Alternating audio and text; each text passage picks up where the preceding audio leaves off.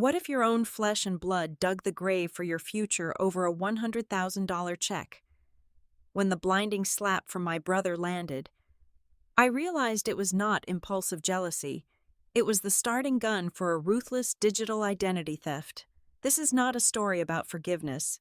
I was backed into a corner, forced to crush my innocence to hunt a monster wearing my family's face. Lock your doors. Hello, everyone, and welcome back to Maya Revenge Stories. Unfortunately, YouTube has completely demonetized our channel, leaving us without the budget to keep operating. If you enjoyed today's story, please consider supporting us with just $1 so we can pay our hardworking team to cover their living expenses and continue bringing you the content you love. You can help by scanning the QR code on your screen or by clicking the donation link in the description and pinned comment below. My name is Ophelia Sims, and this is my story. I turned 28 on a Tuesday that began with a suffocating sense of normalcy. The afternoon sun filtered through the heavy curtains of our family home in Oak Haven, Colorado, casting long, quiet shadows across the living room.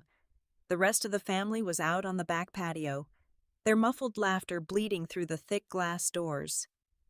I was alone by the fireplace when Grandpa Winston pulled me aside. His weathered hands trembled slightly as he pressed a heavy, cream-colored linen envelope into my palm. Inside was a cashier's check made out exclusively to me. The amount written across the thick paper was $100,000. I stood frozen, my heart slamming against my ribs. I tried to hand it back, stammering that it was far too much, but he simply offered a quiet, knowing smile, patted my cheek with a calloused hand, and walked out to join the noisy party. I was left standing in the stifling silence, staring at a piece of paper that held the power to change my entire life. Less than a minute later, the illusion of safety shattered. The heavy oak door of the living room clicked shut with a sharp, metallic snap. The deadbolt slid into place. I looked up to see my older brother, Declan, blocking the only exit. His chest heaved up and down as if he had just run a marathon. His eyes were entirely bloodshot, wide, and carrying a frantic, animalistic desperation that made the hairs on the back of my neck stand up. "Give me the envelope, Ophelia," he ordered, his voice dropping to a harsh, trembling whisper that echoed in the empty room. I instinctively clutched the thick paper to my chest. Taking a cautious step backward, I told him no. I told him Grandpa had just given it to me. The very second the refusal left my lips, the air shifted. Declan lunged. I did not even have the time to raise my arms in defense before a blinding crack exploded across my jaw. The sheer, brutal force of his slap sent me crashing backward into the glass coffee table. My shoulder slammed violently against the hardwood floor. The sharp, coppery taste of blood instantly flooded my mouth, pooling in the corner of my lips. My head spun in a sickening vortex of pain and pure, unadulterated shock. My own flesh and blood, the brother who had taught me how to ride a bicycle, had just struck me with enough force to draw blood. Through my blurry vision, I expected him to dive onto the floor, snatch the check from my trembling fingers, and run straight to the bank to cash it. Instead, he stood towering over me, his face twisted into a grotesque sneer of absolute panic. "You stupid, arrogant girl," he snarled, pointing a shaking finger directly at my face. "I do not want the damn money. I need the physical paper. Hand over the original check right now so I can destroy it.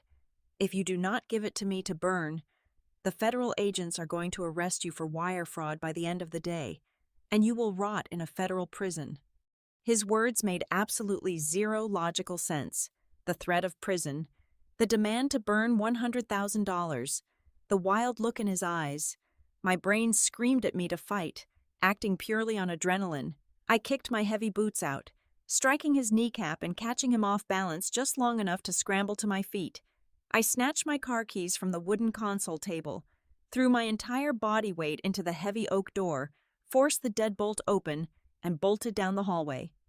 I did not look back. I sprinted across the front lawn, threw myself into my sedan, locked the doors, and tore out of the driveway, leaving the sounds of the birthday party far behind. My hands shook violently against the leather steering wheel. I could not go to the police yet. Declan's terrifying threat about federal wire fraud echoed relentlessly in my ringing ears. I needed to know exactly what kind of trap I was walking into before I spoke to the authorities. I pressed my foot down on the gas pedal and drove straight to the only true sanctuary I had left: my office at Vanguard Horizon Logistics. As a senior data manager for the logistics firm, I had top-tier administrative access to a secure, heavily encrypted computer network that no outside entity could easily trace or tamper with. The massive corporate building was dead and empty on a weekend. I furiously swiped my security badge, rushed through the silent corridors to my workstation, and locked my office door from the inside. My hands were slick with cold, nervous sweat as I typed in my complex credentials to access my personal online banking portal. The loading circles spun for what felt like an eternity. When the dashboard finally materialized, my eyes darted straight to the recent transaction history. All the air was violently sucked out of my lungs. A deposit of exactly $100,000 had already been successfully cleared and posted to my portfolio. I blinked, leaning closer to the glowing monitor. I checked the digital timestamp attached to the transaction. The deposit had been executed exactly 3 hours ago. That was 3 full hours before Grandpa Winston had even stepped into the living room to hand me the physical envelope. I stared at the screen, my analytical mind completely short-circuiting.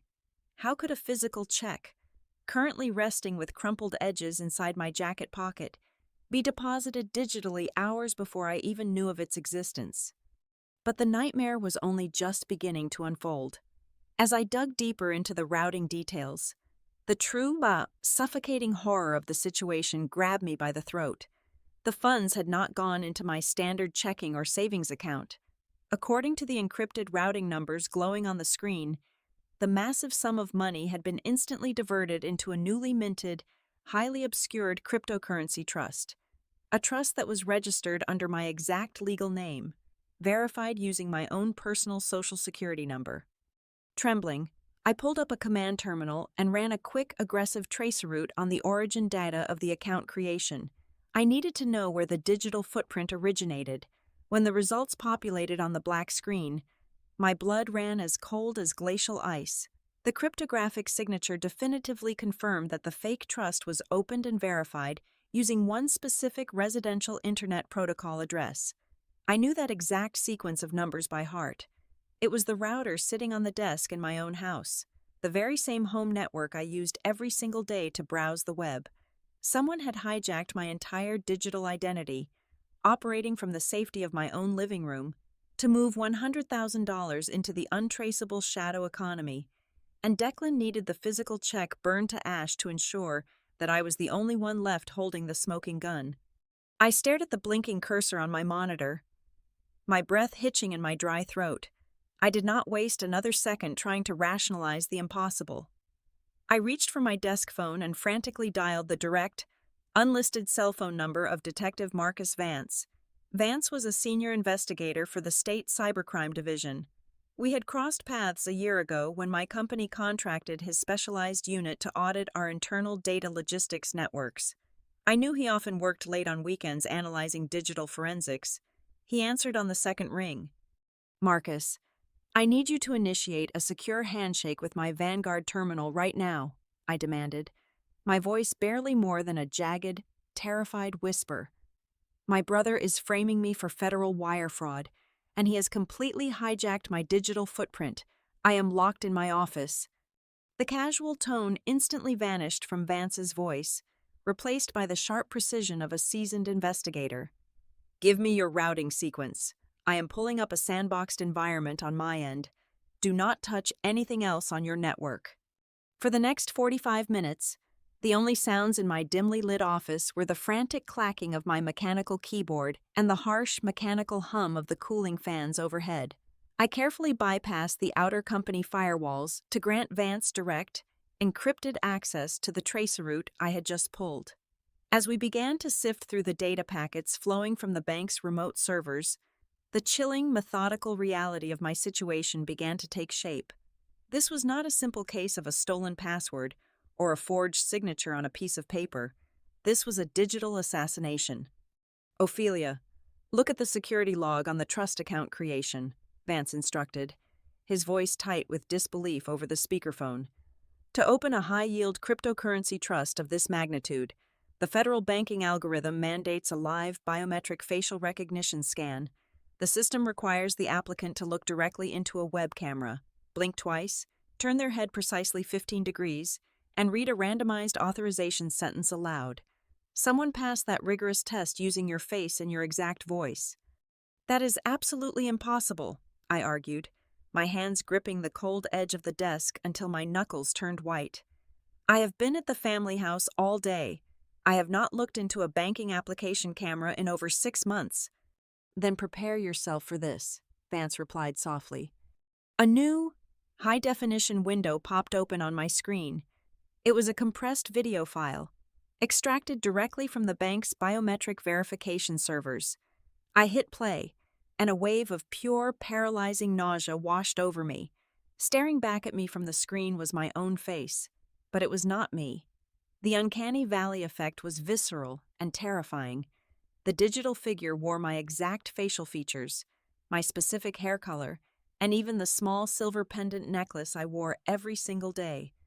The figure on the screen blinked, smiled unnaturally, and then spoke in my exact pitch and cadence, fluently reading a complex legal authorization statement.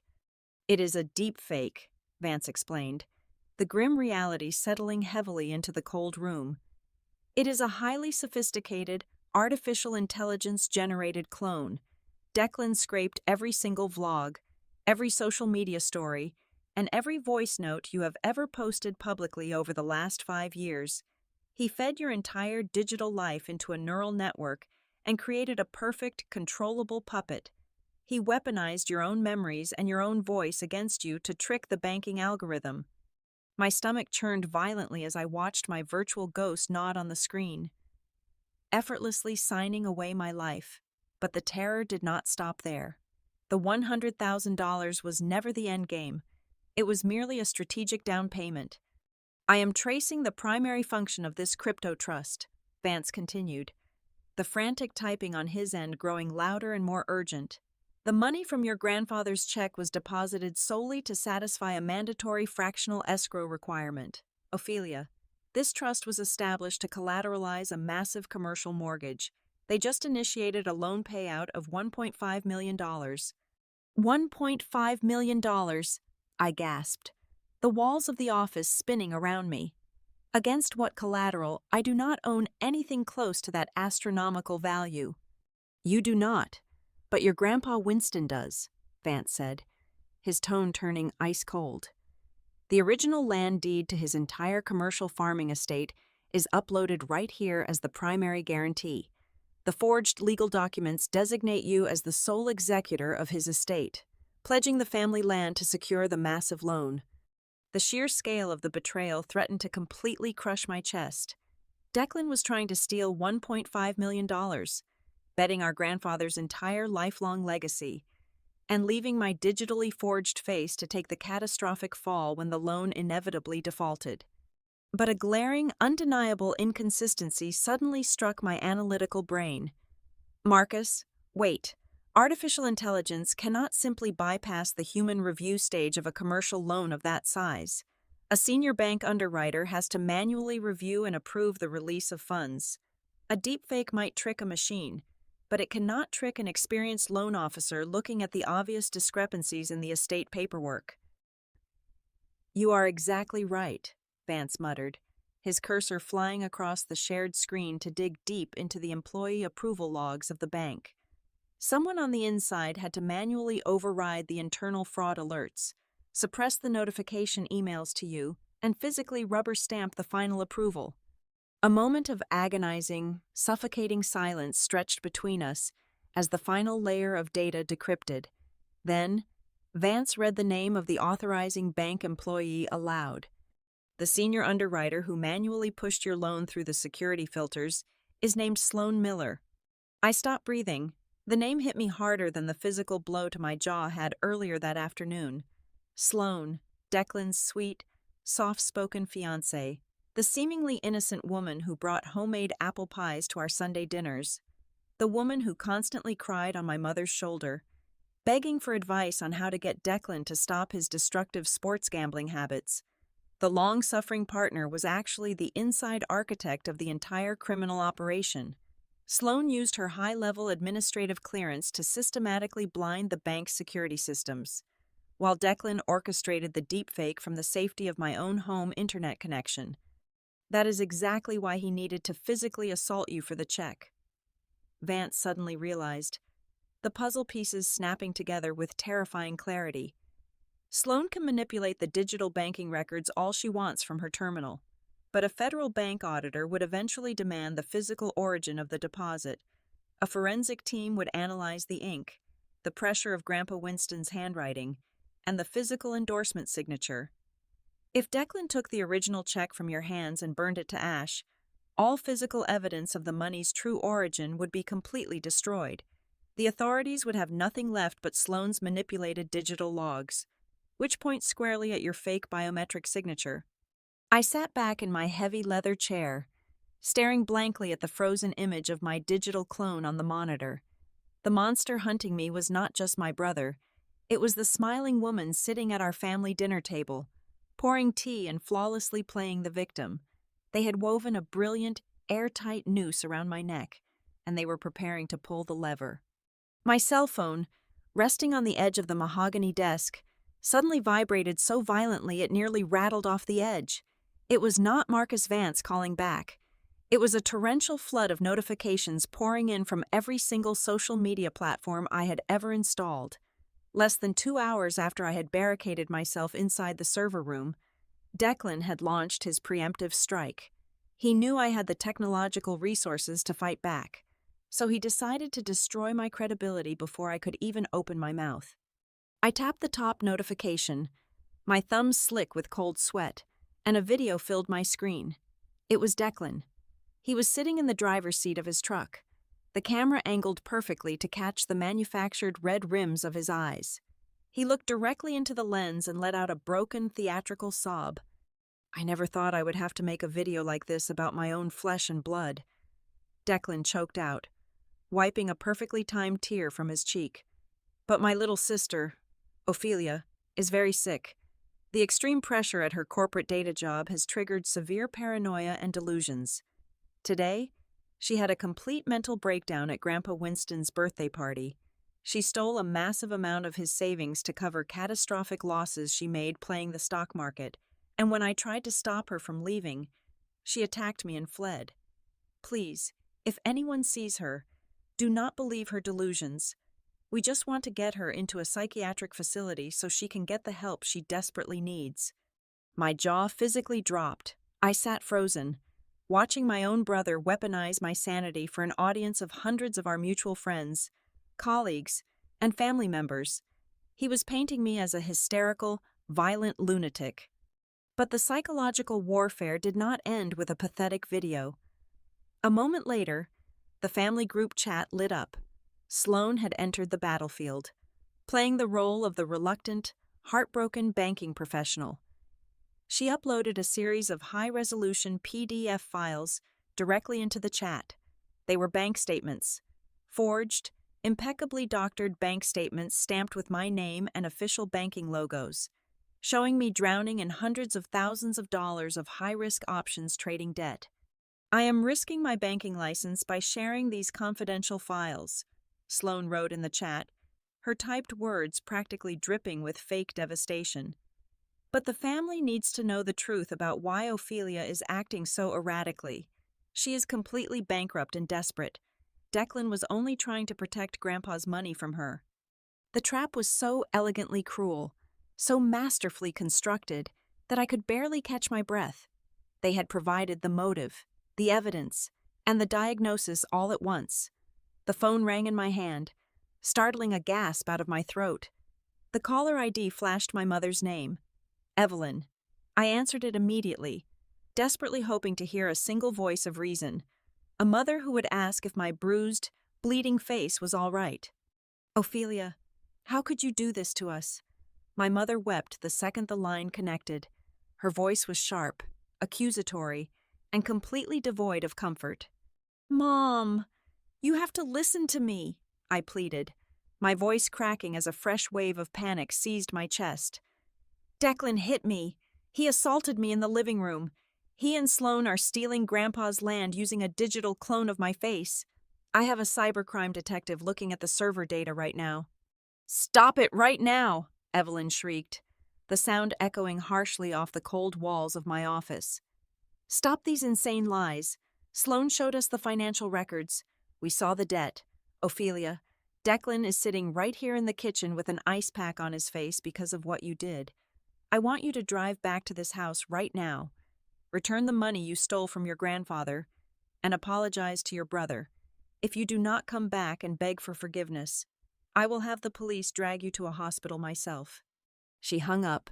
The dial tone hissed in my ear like a venomous snake. My own mother, the woman who had raised me, had looked at a forged piece of paper and a few crocodile tears and decided her golden boy was a saint and her daughter was a delusional criminal. The isolation that crashed down on me was absolute and suffocating. My phone screen became a graveyard of my entire support system. Text messages from my aunts and uncles, the people who had bought me birthday cakes and attended my college graduation, began flooding in. They were laced with pure venom. My Uncle Arthur texted that I was a disgrace to the family name. My Aunt Clara sent a long paragraph cursing me for stealing from an old man, ending the message by forbidding me from ever stepping foot on her porch again. I was entirely alone. I was trapped in a cold corporate building, watching my entire identity, my reputation, and my family ties burn to the ground in real time. My lungs burned. The gaslighting was so intense, so overwhelmingly coordinated, that for one terrifying, fleeting second, I actually looked down at my own hands and wondered if I really was going crazy. Then, my screen lit up with one final message. It was from an anonymous, untraceable number, but I knew exactly who held the phone. You are the crazy one. Nobody believes a crazy person. Drop the charges, and I will leave you alone. I stared at those glowing words for a long, quiet minute.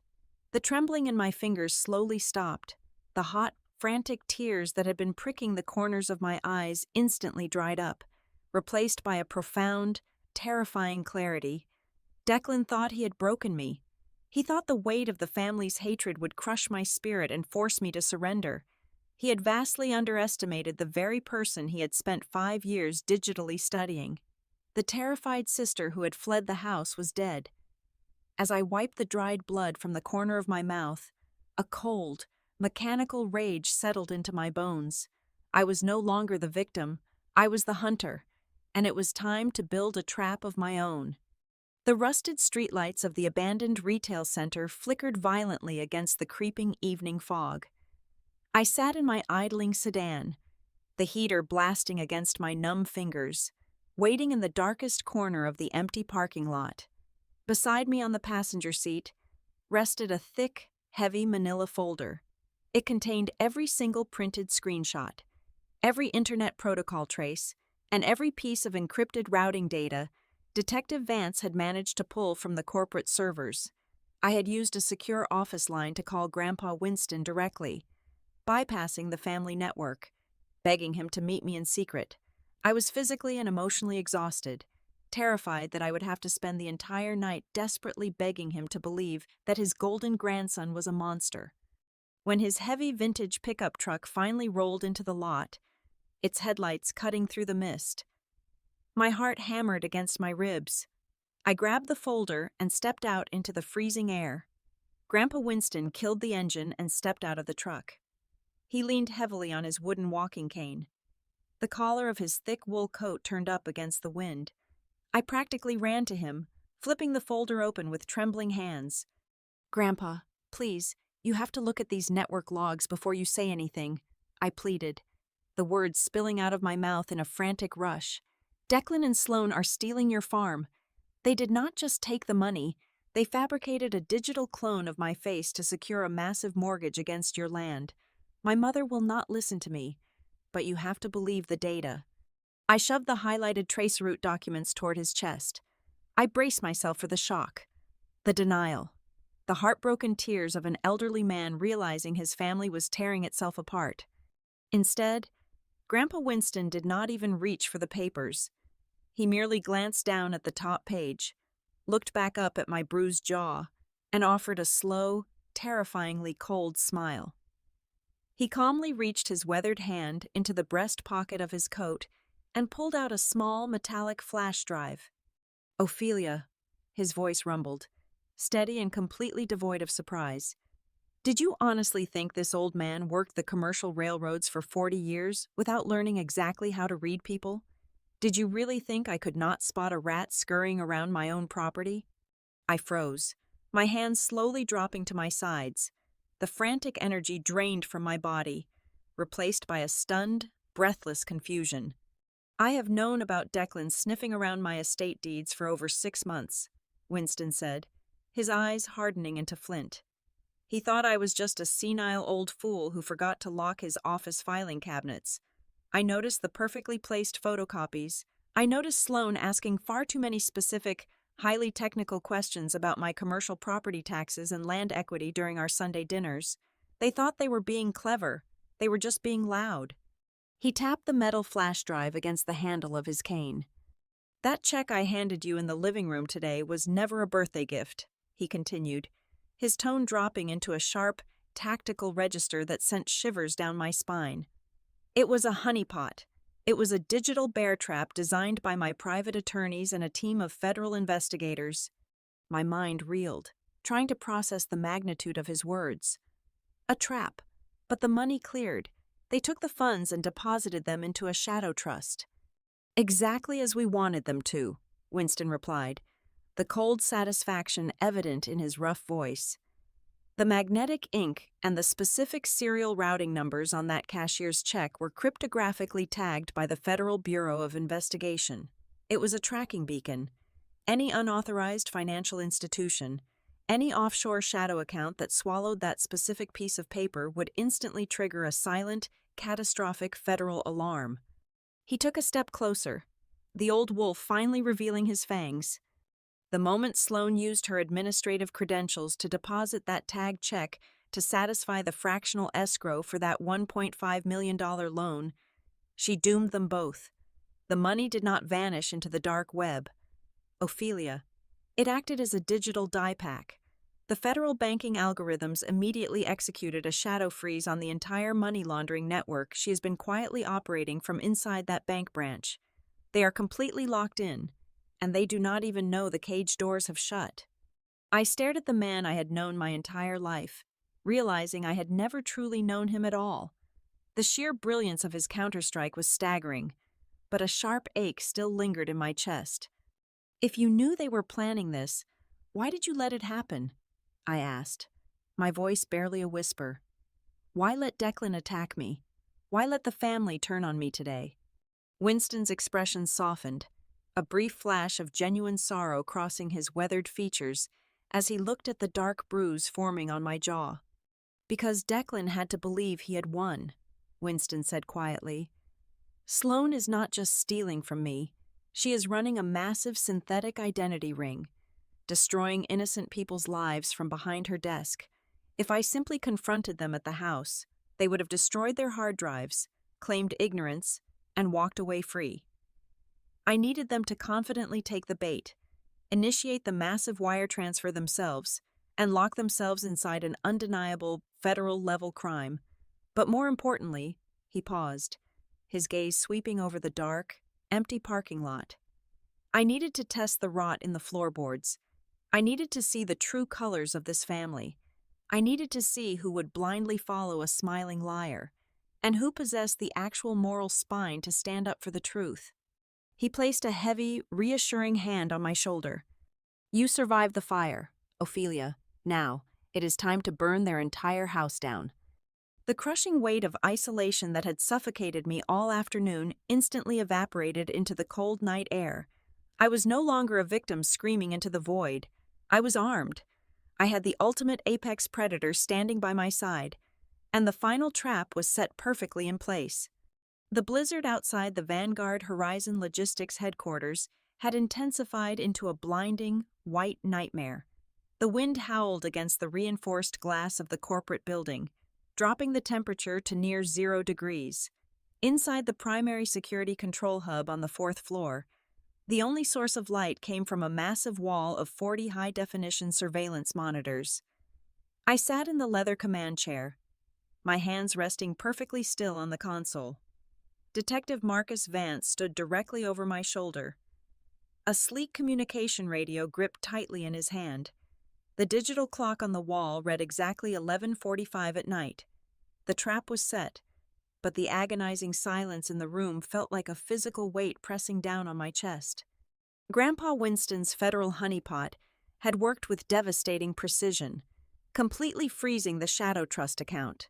But that freeze had cornered Declan and Sloan into a state of sheer, frantic desperation. Sloan knew that the only way to bypass the banking algorithm's emergency block on the $1.5 million transfer was to provide a flawless, deeply rooted corporate credit history to justify the collateral. Declan knew exactly where to forge that data. He needed to penetrate the human resources mainframe of my company, alter my internal payroll records to show a decade of massive executive bonuses, and use my administrative terminal to push the fake data back to the bank. He had to frame me one last time to save himself. Monitor number 12 suddenly flared with movement. A dark figure, wrapped tightly in a heavy winter parka, emerged from the blinding snowstorm and approached the secondary loading dock. It was my brother. My heart hammered against my ribs as I watched him pull a pristine white plastic keycard from his pocket. He had secretly scanned and cloned my radio frequency identification badge from my purse while I was distracted in the living room earlier that afternoon. He pressed the fake badge against the external scanner. The security light flashed green. The heavy steel door clicked open, and Declan slipped inside the suffocating darkness of the logistics facility.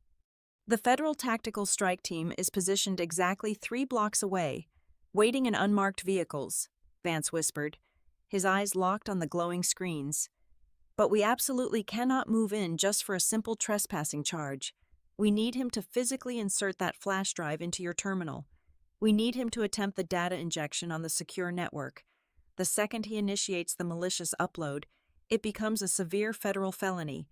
That is when we drop the hammer. I switched the primary monitor to track his movements. Declan moved with reckless, terrified urgency.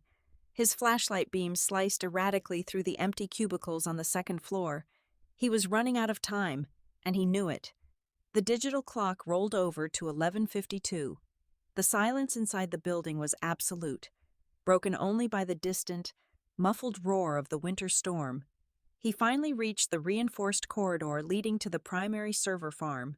The temperature inside that specific vault was strictly maintained at a freezing 45 degrees to keep the massive data processors from overheating. He swiped the cloned card one more time.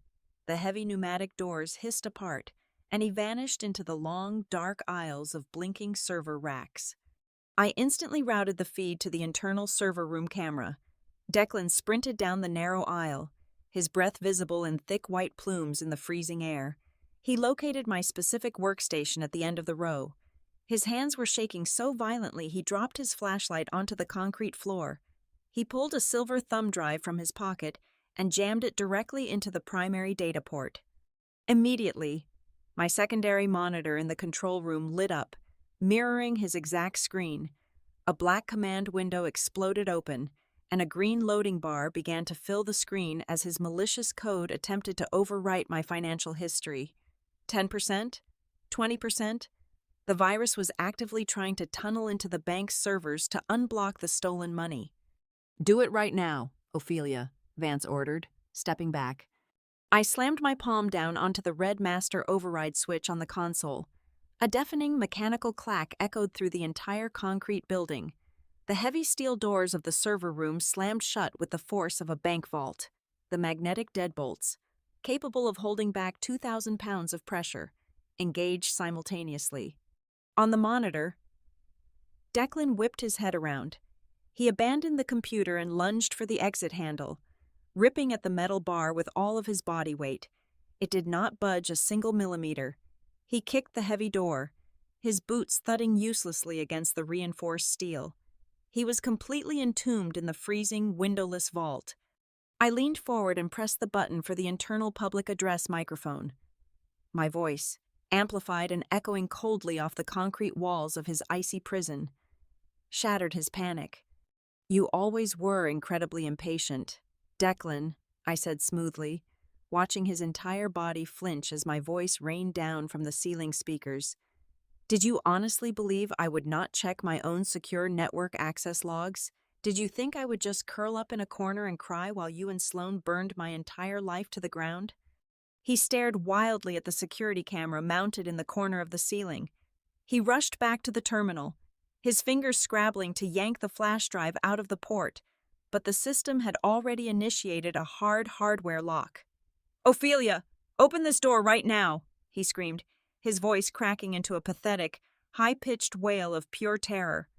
"You do not understand what is happening. The bank is going to take everything. Open the door before we both go to prison." "There is no shared prison sentence, Declan," I replied, my tone as sharp and unforgiving as broken glass. "There is only you, your fiancé, and a spectacularly clumsy wire fraud scheme. I have your digital footprints. I have the deepfake generation logs. And thanks to Grandpa Winston, I have the exact federal tracking data of the bait money you so eagerly swallowed." I pulled up the decrypted chat logs that Vance had intercepted from Sloane's mobile device. "Let me read you a text message from your sweet, innocent partner, sent exactly 2 hours ago." I spoke clearly into the microphone, ensuring every syllable echoed in his freezing cage. Quote, "The federal filter caught the escrow transfer. You need to get into the company server tonight and plant the credit history bypass, or we are both going to lose everything." Unquote. I paused, letting the crushing reality of his total failure wash over his shivering body. "Your pathetic victim act is over. The curtain has completely fallen." The green progress bar on my mirrored monitor suddenly shifted color. It turned a bright, solid crimson. The system was no longer uploading his fake credit history. It had seamlessly transitioned to a secure federal transfer protocol. The Vanguard server was now vacuuming every single byte of his forged data, the deepfake algorithms on his drive, and his real-time location data, packaging it into one undeniable, encrypted confession. 85% complete, I announced over the speakers. Declan fell to his knees in the freezing room. He slammed his fists against the steel door. His face twisted in a grotesque mask of absolute, animalistic despair. He was violently sobbing now, begging me to remember our childhood, pleading with me to remember that we shared the same blood. 99%, I whispered into the microphone, my finger hovering over the final release switch. 100%, all files successfully delivered to the Cyber Division of the Federal Bureau of Investigation. Before Declan could even draw another breath to scream my name, the exterior loading dock doors at the end of his hallway exploded inward. A tactical strike team of heavily armored police officers swarmed the corridor, their heavy boots thundering like an earthquake against the linoleum floor. The blinding red and blue lights of their cruisers sliced through the raging snowstorm outside, illuminating the dark hallway in a chaotic, dizzying strobe. I calmly pressed the release button for the magnetic lock. The steel door of the server room violently swung open. 3 officers rushed into the freezing vault, instantly slamming Declan face first against the icy metal server racks and violently wrenching his arms behind his back. The handcuffs clicked shut with a sharp, heavy finality.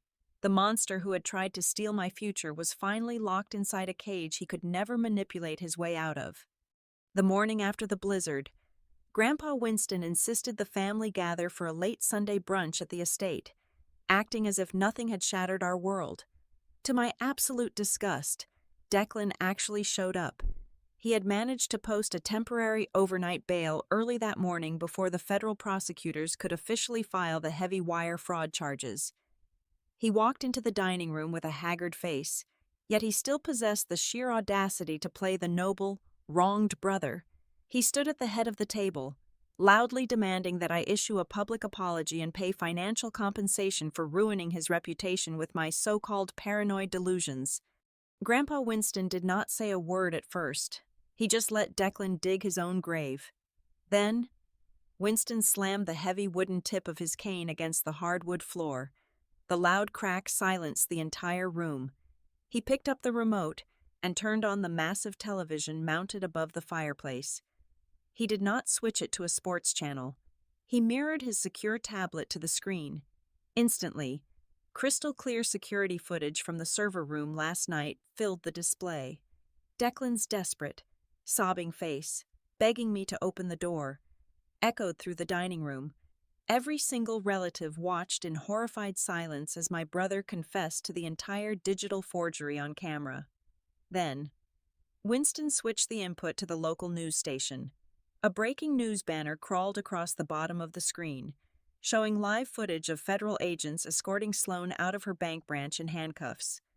The entire family sat completely paralyzed before Declan could even formulate a lie.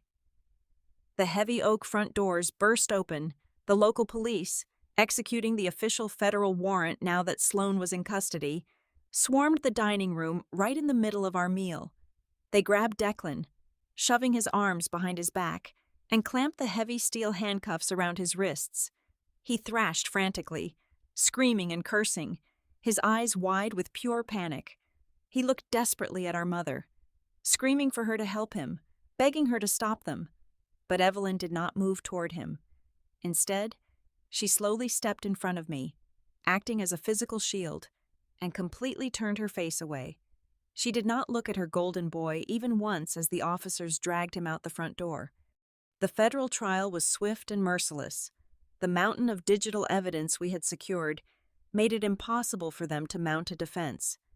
Declan was sentenced to 12 years in a federal penitentiary without the possibility of parole for conspiracy to commit bank fraud and aggravated identity theft. Sloan received 8 years for her role as the inside facilitator. Every single penny of Grandpa Winston's assets, including the massive commercial farm, was completely secured and protected.